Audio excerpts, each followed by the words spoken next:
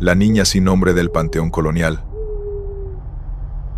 A las 2:40 de la madrugada, en el bloque más antiguo del Panteón, vi algo que no debía existir, y esta vez no desapareció cuando encendí la linterna. Llevo 9 años trabajando turnos nocturnos en recintos históricos, museos, archivos, iglesias coloniales. He pasado más noches rodeado de muertos que de vivos, y eso te cambia, no de la manera que piensas. No te vuelves insensible, te vuelves atento. Aprendes a distinguir el ruido que hace un edificio viejo, al enfriarse, del ruido que hace algo que se mueve. Son distintos, completamente distintos. Te cuento esto porque necesito que entiendas que no soy alguien que se asusta fácil. Necesito que entiendas que cuando te diga lo que vi en el Panteón de Santa Paula, no lo estoy exagerando. Me asignaron al Panteón a finales de octubre. Sustitución temporal, me dijeron. El vigilante titular había pedido licencia médica. Nadie me dijo por qué. Ahora, creo que lo sé. El lugar tiene esa arquitectura de los cementerios del siglo XIX. Pasillos entre tumbas, cipreses viejos, mausoleos familiares con rejas oxidadas. De día es casi bonito, si puedes decir eso de un cementerio. De noche, es otra cosa. De noche, el espacio se contrae. Las distancias se distorsionan. Llevas la linterna y el círculo de luz parece más pequeño de lo que debería. Mi primera semana fue sin novedad. Rondas cada 2 horas. Anotaciones en la bitácora. Café frío a las 3 de la mañana. Normal. O lo que pasa por normal cuando tu oficina tiene 10.000 muertos adentro. El primer detalle que no encajó fue una noche del jueves. Eran las 2:40. Hacía mi segunda ronda del turno y pasé por la sección más antigua del Panteón, la zona que llaman el bloque colonial, donde están las tumbas de la epidemia. Las fechas en las lápidas son casi todas de 1861. Ese año, el cólera arrasó Guanajuato. Enterraron a gente tan rápido que algunos registros nunca se completaron. Nombres incompletos, fechas aproximadas, edades sin confirmar. Pasé por esa sección y vi algo blanco al fondo del pasillo. Me detuve, enfoqué la linterna. No había nada, solo tumbas y el pasto corto entre ellas, y la oscuridad más allá del alcance de la luz. Seguí caminando. Me dije que era el reflejo en alguna lápida de mármol. Hay varias allí con superficies pulidas. El ángulo de la luz hace cosas raras. Me lo creí. Esa noche, me lo creí. La segunda vez fue 2 noches después. Misma hora, casi exactamente. Pasé por el bloque colonial y vi la figura otra vez. Esta vez con más detalle, porque me quedé quieto en lugar de enfocar la linterna de golpe. Era pequeña, la estatura de una niña de 7 u 8 años quizás. Vestida de algo claro, blanco o muy pálido, difícil de precisar en la oscuridad. Estaba de pie entre 2 tumbas, de espaldas a mí, y no se movía. Ahí fue cuando sentí algo en el pecho. No miedo todavía, algo anterior al miedo. Ese estado de alerta que te pone el cuerpo cuando algo no cuadra pero todavía no sabes exactamente qué. Encendí la linterna hacia ella. No había nada. Y lo peor no fue que no estuviera. Lo peor fue el tiempo que tardé en darme cuenta de que había estado viendo algo que ahora no existía. No fue inmediato. Vi la figura durante varios segundos. Suficiente para que mi cerebro la registrara con detalle. Y luego sencillamente no estaba. Revisé entre las tumbas cercanas. Nada. El pasto no estaba pisado de forma que indicara que alguien había corrido. No había salida rápida en esa dirección, excepto un muro de piedra de 2 metros. Anoté en la bitácora. Anomalía visual. Posible reflejo. Revisar estado de lápidas en bloque colonial. Me mentí a mí mismo por escrito. Por si acaso, hay algo que no he dicho todavía. Antes de empezar ese trabajo, un colega que conocía el Panteón me mencionó algo casi de pasada.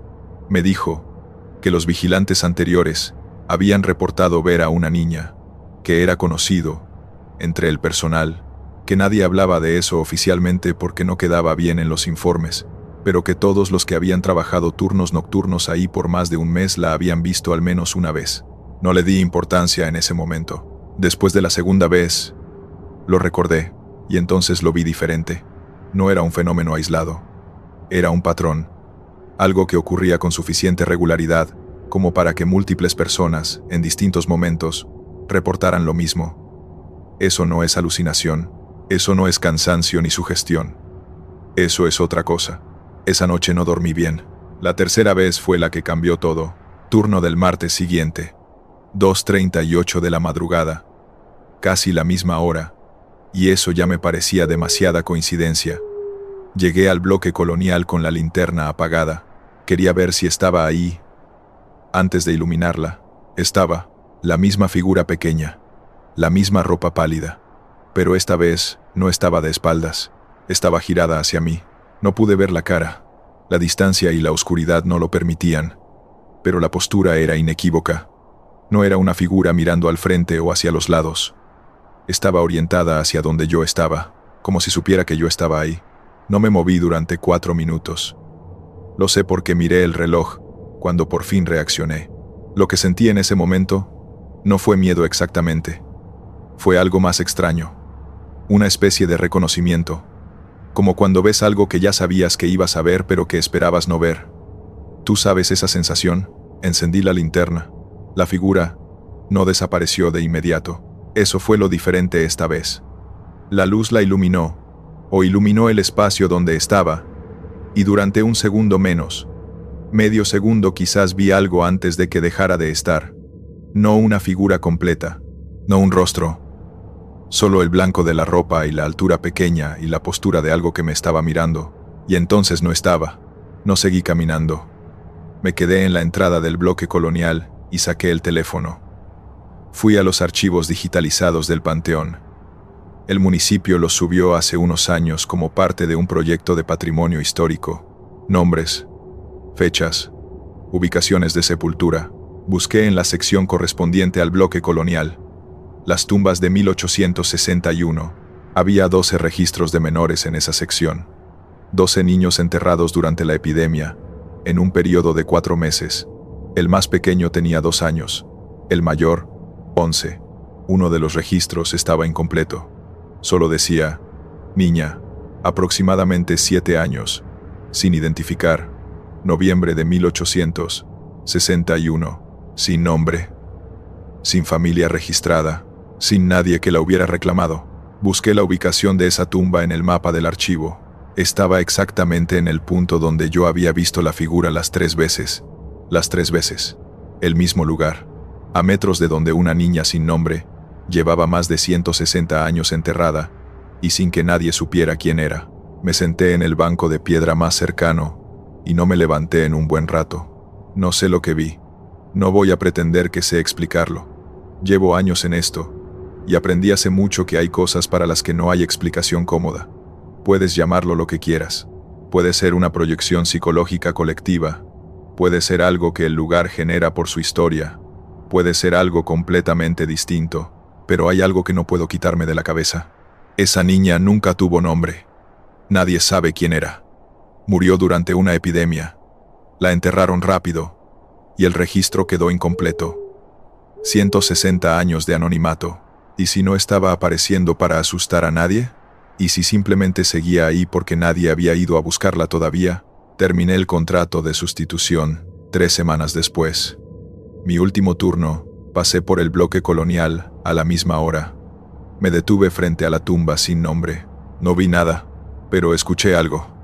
Duró menos de 3 segundos. Un sonido que venía de ningún lado específico, de todas partes a la vez y de ninguna. Era una risa. Infantil, breve, no sé si fue un adiós o una advertencia. Renuncié a los turnos nocturnos en recintos históricos ese mes. Trabajo en administración ahora, turno de día, pero a veces, cuando son las 2:40 de la mañana y no puedo dormir, pienso en esa tumba sin nombre en el bloque colonial, y me pregunto si hay alguien haciendo la ronda ahora mismo, y si se detiene a la altura correcta, y si esta noche también está mirando de frente. Si esto te generó algo en el pecho, quédate. La siguiente historia es peor.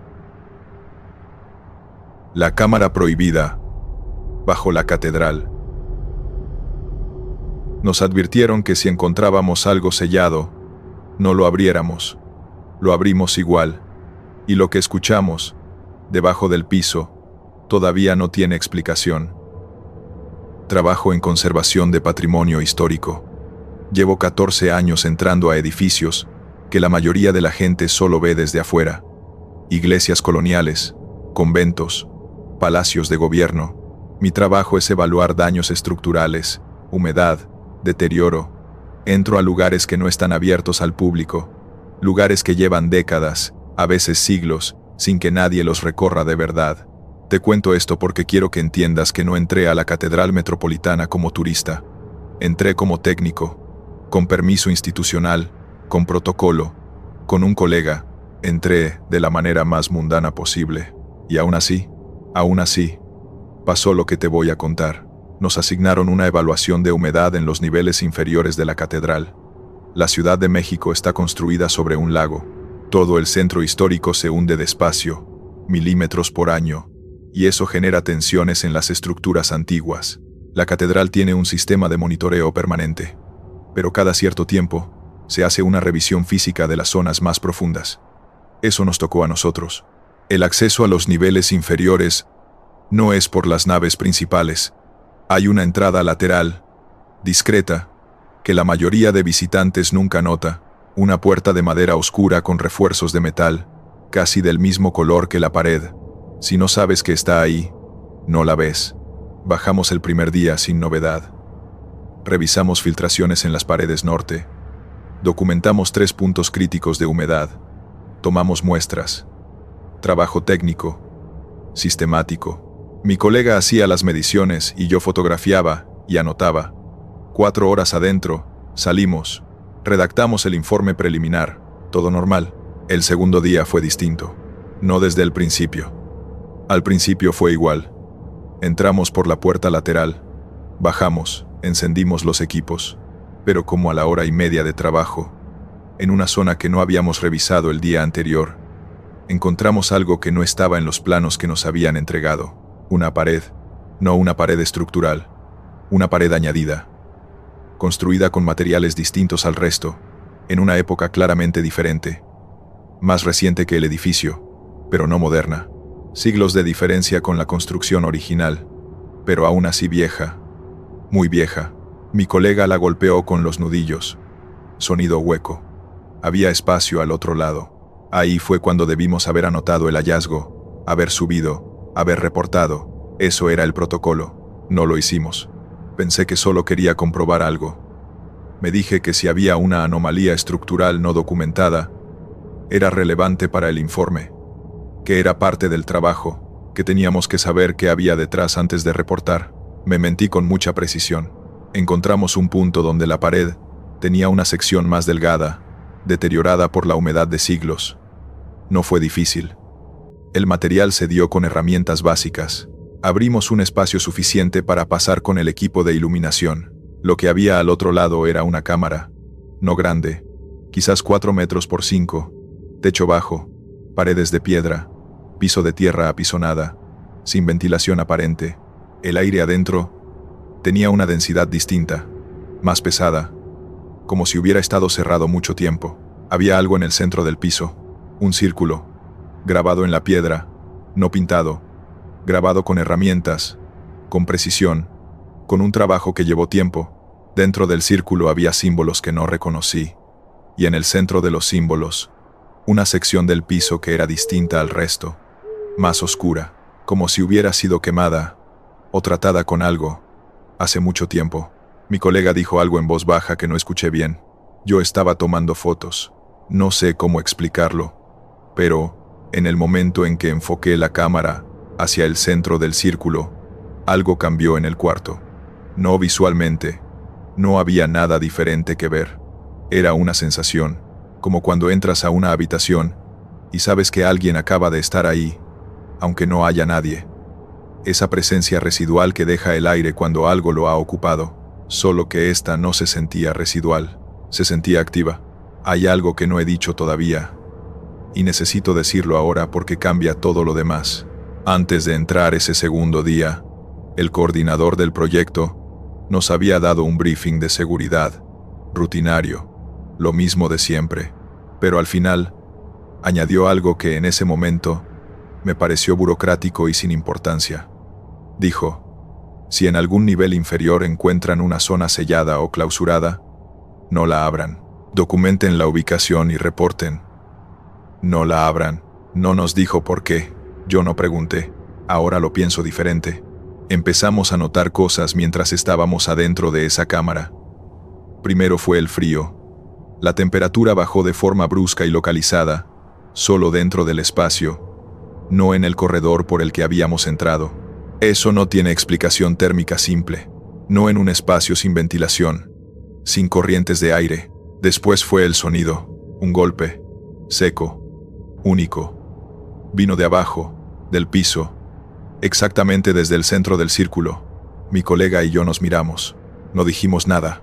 El golpe no se repitió de inmediato.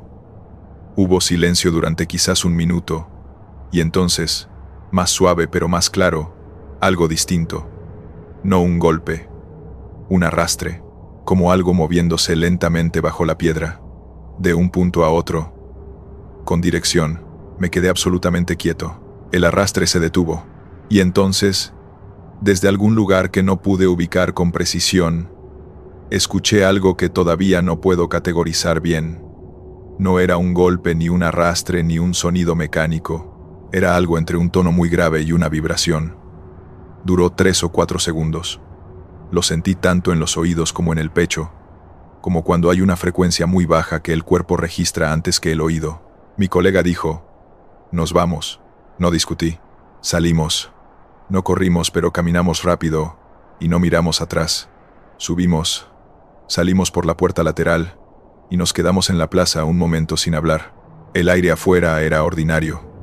Tráfico, turistas, palomas, todo completamente normal a 20 metros de donde habíamos estado. Eso fue lo más extraño de todo, que el mundo siguiera igual. Reporté el hallazgo esa tarde. La cámara sellada, la pared añadida, el círculo grabado. Mandé las fotos. La respuesta llegó al día siguiente, desde Coordinación Central, y era breve. Gracias por el reporte. Zona documentada. No requiere acción adicional de su parte. Continúen con los puntos asignados originalmente. Documentada. ¿Ya sabían que existía?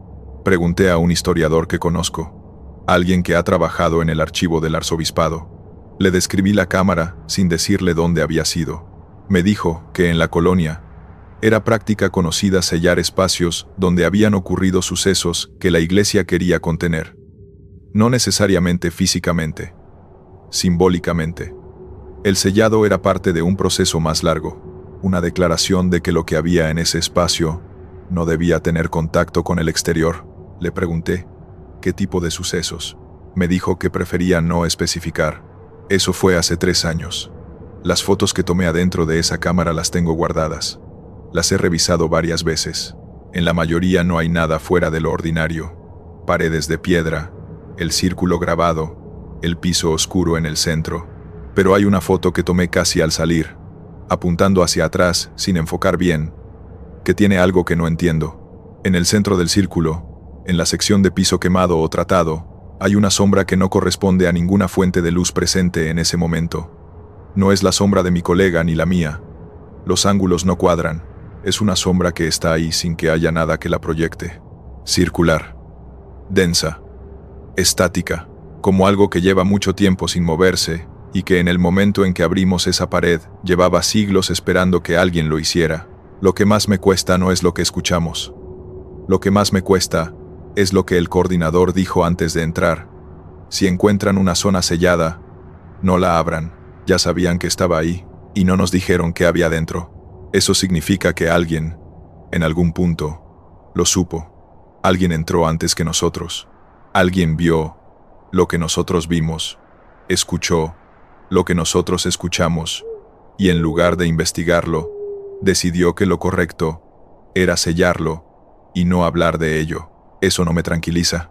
Eso me inquieta mucho más que cualquier sonido que escuché bajo esa piedra, porque si la respuesta de alguien que sí sabía lo que había ahí fue sellarlo y callarse, entonces lo que hay en esa cámara no es algo que se pueda explicar.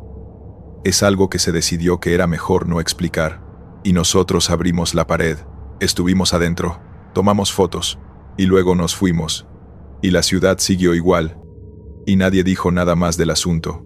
Pero a veces, cuando paso por el Zócalo y veo la catedral desde la plaza, pienso en esa puerta lateral que la mayoría de la gente no nota, y pienso en los niveles de abajo, y en la cámara, y en el círculo, y me pregunto si el sonido que escuchamos ese día era algo intentando salir, o algo que acababa de darse cuenta de que, después de siglos, alguien había entrado. Quédate. La siguiente historia ocurre en una casa que todavía está en pie, y lo que quedó adentro nunca salió. La puerta que no debería estar abierta.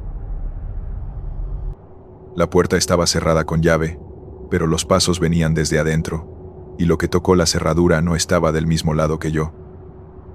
Soy restauradora de interiores históricos. Llevo 11 años trabajando en casas del siglo XIX en el Bajío, la mayoría abandonadas, algunas en ruinas parciales. Mi trabajo consiste en documentar el estado original de los espacios antes de cualquier intervención: materiales, estructura, acabados, daños. Entro sola la mayor parte del tiempo.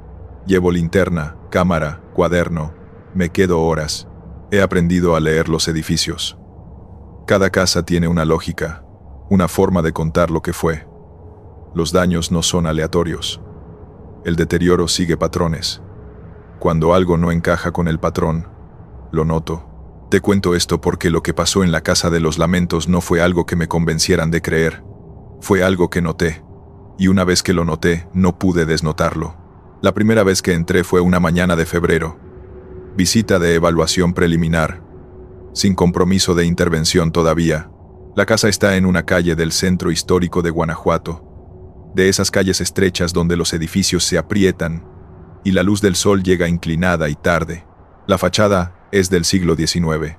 Cantera gris, ventanas altas, imponente y cerrada al mismo tiempo. Como si el edificio estuviera conteniendo algo. Me dejaron la llave los gestores del museo. Entré sola. El interior huele distinto a otras casas de la época. No solo humedad y madera vieja, que también. Hay algo más debajo de eso. Algo que no sé nombrar bien. Un olor que no es exactamente aserrado, sino a ocupado. Como si el aire hubiera sido respirado muchas veces y nunca renovado del todo. Empecé por la planta baja. Como siempre. Documenté los acabados de las paredes, el estado del piso, la carpintería, todo consistente con una mansión de la época, bien construida, deteriorada por el abandono pero estructuralmente sólida. Anoté, fotografié, seguí adelante. El primer detalle que no encajó fue en el pasillo central. Había una mancha en la pared, no de humedad. Las manchas de humedad tienen una forma específica, siguen las grietas, bajan desde los techos o suben desde el piso. Esta no. Esta era una mancha oscura, casi negra, en el centro de la pared, a la altura de los hombros, con una forma que no era accidental, no era orgánica, tenía límites demasiado definidos para ser deterioro natural. La fotografié. Anoté. Mancha no estructural. Origen indeterminado. Posible intervención posterior a construcción original. Seguí adelante. Me dije que ya investigaría el origen después. Subí al primer piso. Ahí fue cuando empecé a notar el sonido. No era constante. Aparecía y desaparecía. Un sonido bajo, continuo cuando estaba, que venía de ninguna dirección específica, o de todas a la vez. No era el edificio asentándose. Ese sonido lo conozco bien. Crujidos secos, intermitentes, localizados. Esto era diferente. Era más parecido a una vibración, como si algo dentro de las paredes estuviera en una frecuencia muy baja, casi por debajo del umbral audible, que el cuerpo registraba antes que los oídos. Me detuve en el pasillo del primer piso y escuché. El sonido se detuvo también. Eso no me gustó. El ruido estructural no responde a si te detienes o no. Ese lo hace. Continué hacia el fondo del pasillo. Había una habitación al final que estaba cerrada con llave, distinta al resto que solo tenían las puertas entornadas o abiertas. Anoté la ubicación. No intenté entrar. Volví hacia la escalera, y entonces lo escuché con claridad. Desde detrás de la puerta cerrada al fondo del pasillo. Algo. No un golpe. No un crujido. Una voz, brevísima, menos de un segundo, podría haber sido cualquier cosa. El viento, una resonancia del edificio, mi propio cerebro construyendo patrones donde no los había. Cualquier cosa, excepto que tenía el timbre inconfundible de una voz humana. Salí del primer piso. Afuera, en la calle, me quedé un momento con la espalda contra la fachada. El sol de febrero, en Guanajuato. Gente pasando. Un perro dormido en la acera de enfrente. Me dije que estaba exagerando, que los edificios viejos hacen sonidos, que la acústica de las casas coloniales es particular y amplifica y distorsiona, que llevar horas sola en espacios cerrados afecta la percepción. Me lo creí lo suficiente, como para volver al día siguiente. Hay algo que no he contado todavía, y cambia cómo se lee todo lo anterior. Antes de entrar ese segundo día, busqué información sobre la historia documentada de la casa, Tadeo Fulgencio Mejía. Hay registros del siglo XIX, algunos digitalizados por el Archivo Municipal de Guanajuato. Fue un hombre que perdió a su esposa y que pasó los años siguientes intentando contactarla. Sesiones, rituales, cosas que en esa época tenían nombres distintos pero que apuntaban a lo mismo: abrir algún tipo de canal entre este lado y el otro. Lo que los registros no dicen con claridad, pero lo que la historia local sí conserva, es que en algún punto, ese intento se torció, que lo que Mejía trajo a esa casa no era su esposa, y que varias personas que vivieron o trabajaron en la mansión durante esos años desaparecieron sin explicación oficial satisfactoria. La habitación al fondo del pasillo del primer piso, según los planos originales que conseguí, era su estudio privado, el lugar donde hacía las sesiones. Volví al segundo día con eso en la cabeza. No debía haberlo hecho. El segundo día la casa se sentía diferente desde que entré. No puedo describir exactamente qué había cambiado. Era algo en la calidad del silencio, si eso tiene sentido. El día anterior el silencio era el de un edificio vacío. Este era el silencio de un espacio que contenía algo que no hacía ruido. Fui directo al primer piso. Quería terminar la documentación de esa zona y marcharme. El pasillo estaba igual. La puerta al fondo, cerrada. Empecé a fotografiar las paredes del pasillo de forma sistemática, de izquierda a derecha. Cuando llegué a la pared frente a la puerta cerrada, noté algo que el día anterior no había visto o que no había estado ahí. Una marca en el piso, justo frente a la puerta. Una marca oscura, del mismo tipo que la mancha de la planta baja, pero diferente en forma. Esta era alargada, como si algo hubiera sido arrastrado desde adentro de esa habitación hasta el umbral y se hubiera detenido ahí. Me agaché a fotografiarla de cerca, y en ese momento, desde el otro lado de la puerta, escuché los pasos. No una vez, no ambiguos, pasos, lentos, deliberados, que se acercaban desde el fondo de la habitación, hacia la puerta donde yo estaba arrodillada con la cámara. Me puse de pie. Los pasos se detuvieron. Silencio total durante lo que calculé como unos 20 segundos. Y entonces, desde el otro lado de la puerta, algo que no fue un paso, ni un golpe, ni una voz. Fue una presión, como si algo se hubiera apoyado contra la puerta desde adentro. La madera no crujió, no se movió. Pero algo cambió en la puerta. Algo que sentí antes de verlo. La cerradura se calentó. No metafóricamente, literalmente.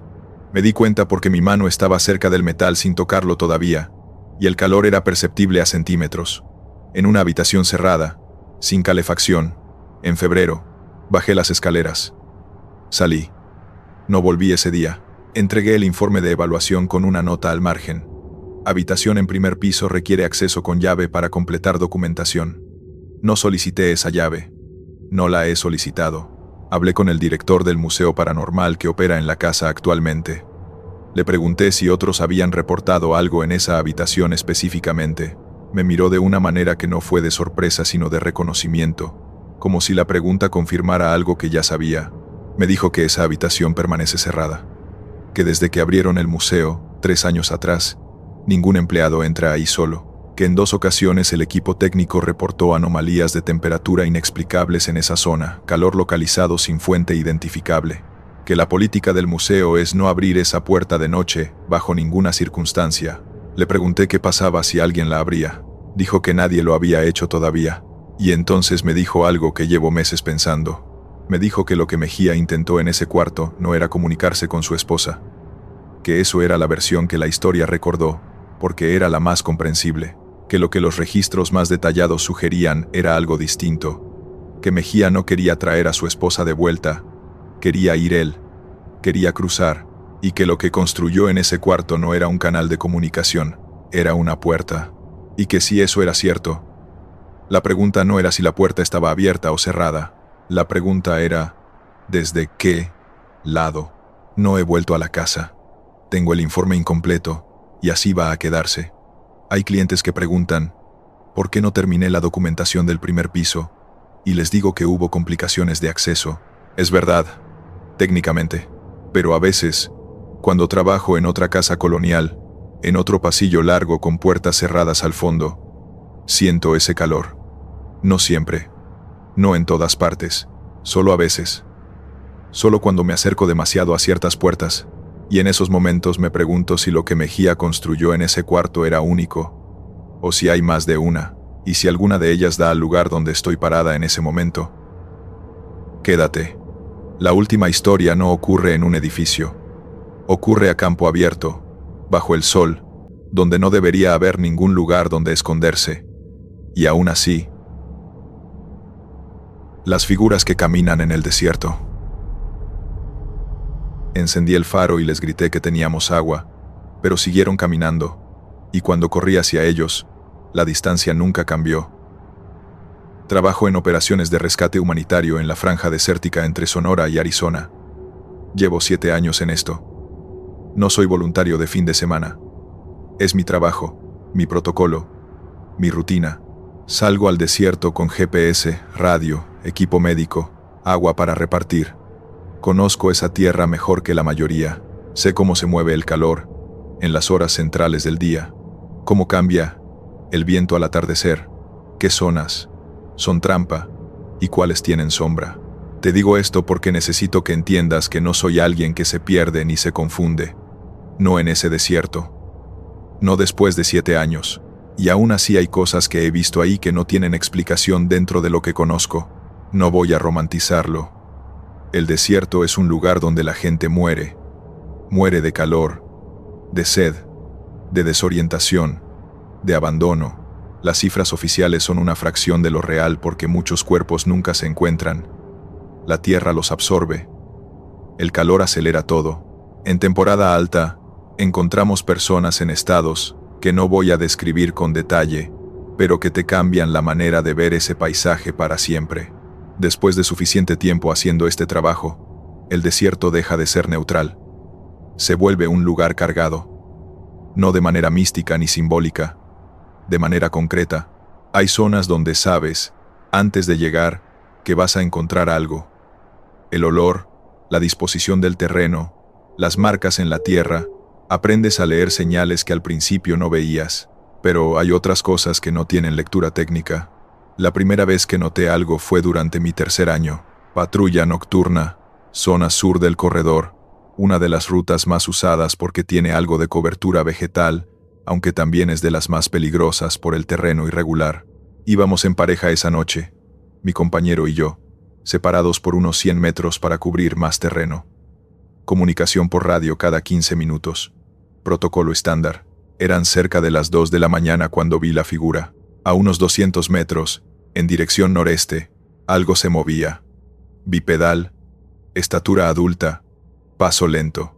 Lo vi durante varios segundos antes de encender el faro de señalización, que es lo que hacemos cuando detectamos movimiento, iluminar el área para que la persona sepa que estamos ahí, que somos rescate, que puede acercarse sin miedo. Encendí el faro. No había nadie. El terreno en esa zona es abierto. No hay cobertura suficiente para que alguien desaparezca en el tiempo que tardé en encender el faro, que fueron quizás 3 segundos. Un ser humano en ese estado, deshidratado, exhausto, no corre, no se mueve con esa velocidad. Reporté por radio a mi compañero. Me dijo que él también había visto algo, casi al mismo tiempo, en dirección opuesta. Revisamos ambas zonas. Nada. Sin huellas en la arena que indicaran movimiento reciente en esa dirección. Sin rastro de presencia humana. Anotamos en el registro de patrulla.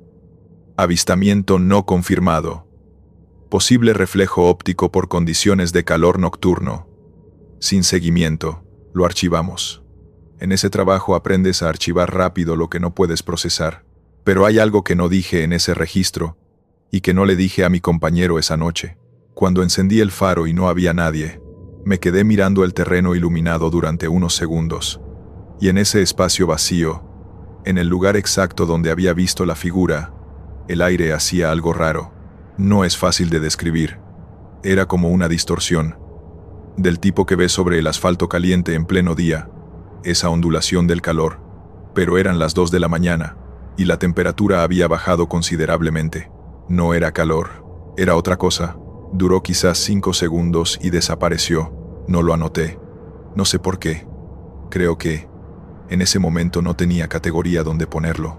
El patrón se repitió a lo largo de los años siguientes. No siempre. No en todas las patrullas, pero con suficiente regularidad como para que dejara de ser algo que yo pudiera atribuir a cansancio o condiciones atmosféricas. Siempre de noche. Siempre en zonas donde habíamos encontrado personas en malas condiciones anteriormente, o donde sabíamos por registros que había habido fallecimientos, figuras que se movían y que desaparecían antes de que pudieras llegar a ellas. A veces un sonido, voces bajas, palabras que no alcanzabas a distinguir, que el viento dispersaba antes de que pudieras orientarte. Lo que más me costó aceptar no fue verlas, fue el patrón de donde aparecían. Hay una zona en particular. La llamo el corredor del barranco porque hay una cañada seca que la cruza de este a oeste, donde las apariciones son más frecuentes. En los últimos 4 años, he tenido avistamientos no confirmados en esa zona en 9 ocasiones distintas. Siempre entre la 1 y las 3 de la madrugada, siempre en dirección norte, que es la dirección en que caminaban las personas que cruzaban esa ruta, como si siguieran caminando, como si no supieran que ya no pueden llegar. Hablé de esto, de manera indirecta, con una mujer mayor de una comunidad cercana que lleva décadas viviendo en la zona. No le pregunté directamente sobre apariciones porque quería ver qué decía ella sin que yo pusiera el marco. Le pregunté qué sabía sobre el corredor del barranco. Me miró un momento antes de responder. Y me dijo algo que no olvidé. Me dijo que ese tramo se llama así en la comunidad, desde mucho antes de que empezara el cruce masivo. Que tiene ese nombre porque el barranco tiene un sonido particular cuando corre el viento de noche. Un sonido que la gente de ahí describía como voces. Y entonces añadió algo más. Me dijo que desde hace unos 20 años, desde que el corredor se volvió ruta de cruce, el sonido cambió. Que antes era solo viento, que ahora tiene algo distinto, que las personas de la comunidad que conocen esa zona dicen que ya no es el mismo barranco, que algo se quedó ahí. No supe qué responder. Hace 8 meses tuve el avistamiento más claro de todos. Patrulla solitaria, protocolo de emergencia porque teníamos reporte de posible grupo en esa zona. Iba solo porque mi compañero habitual estaba en otra zona de búsqueda y no había más personal disponible esa noche. Eran las 2:20 de la mañana cuando los vi. No una figura. Varias. 4. Quizás 5. En fila, moviéndose hacia el norte a unos 150 metros. El paso lento. La postura cargada que reconoces cuando alguien lleva demasiado tiempo caminando con muy poco en el cuerpo. Encendí el faro de señalización y grité. El protocolo estándar. Rescate humanitario. Tenemos agua y atención médica. No somos autoridad migratoria. Pueden acercarse. Las figuras no se detuvieron. Seguían caminando hacia el norte. Paso lento, constante, sin reacción. A mi presencia ni al faro. Empecé a caminar hacia ellas.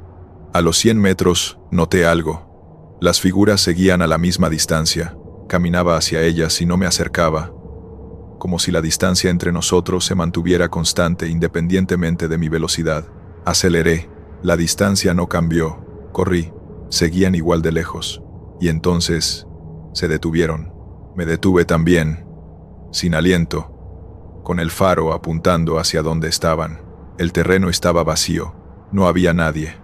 No había huellas en la dirección en que habían estado caminando. El suelo en esa zona conserva bien las marcas, y estaba limpio.